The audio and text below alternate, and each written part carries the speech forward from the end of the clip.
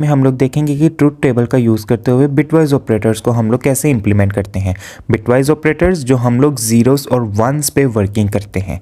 सो सबसे पहले तो हम इसका सर्किट देखते हैं कि किस तरह से एंड और एक्सोर का सर्किट बनाया जाता है और फिर उसकी वर्किंग किस तरह से इंप्लीमेंट की जाती है, जिसमें हम पूरा एक सिनेरियो इंप्लीमेंट करके देखेंगे। सो यहाँ पे सेल पे मैंने कुछ वैल्यूज़ लिख ली हैं 5 एंड 3 5 और 3 5 एक्सोर 3। सो सपोज कर लें कि x की वैल्यू हमारे पास 5 है, जिसको बिट्स में हम लोग 0 1 0 1 लिखते हैं, और 3 की हमारे पास बिट्स में 0 0 1 1 है। हमारे पास 4 या 8 बिट्स पे ये वर्किंग करता है, लेकिन इस वक्त हम लोग 4 बिट्स पे इसको वर्क करेंगे। सो ये है हमारे पास एंड बिटवाइज ऑपरेटर्स का सर्किट, और का, एक्सोर और नॉट का। किस तरह से ये वर्क करता है वो देखते हैं।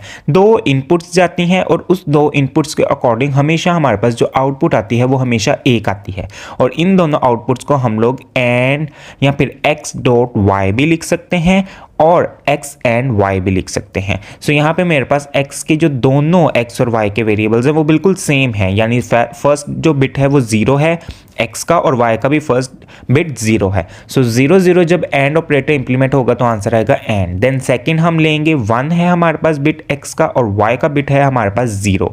सो 1 0 एंड बिटवाइज ऑपरेटर में आंसर हमारे पास 0 ही आता है।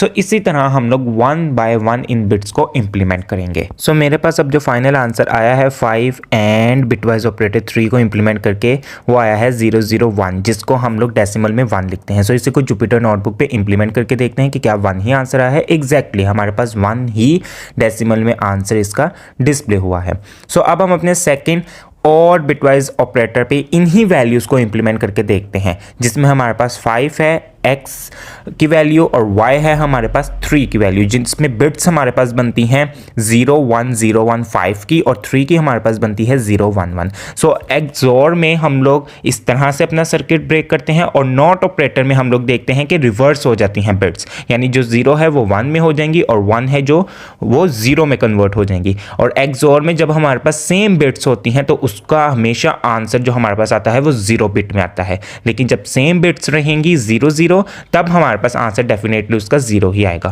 और में हमारे पास अगर एक भी बिट 1 आ जाती है तो देन हमारे पास आउटपुट में बिट 1 आती है। तो और बिटवाइज ऑपरेटर में जो आंसर हमारे पास फाइनल आया है वो आएगा 0 1 1 1। सो इसी को अब हम इंप्लीमेंट करके देखते हैं। जो डेसिमल में आंसर हमारे पास बनता है 7। एक्सोर बिटवाइज ऑपरेटर का आंसर हमारे पास 6 आएगा, जो बिट्स उसकी बनती थी 0 1 1 0, और नॉट में हमारे पास बिट्स जो है वो टूल्स कॉम्प्लीमेंट का यूज करते हुए उसका आंसर आता था -6। So what are you looking for? Do subscribe my channel for watching more tutorial like this. By maths Farooq.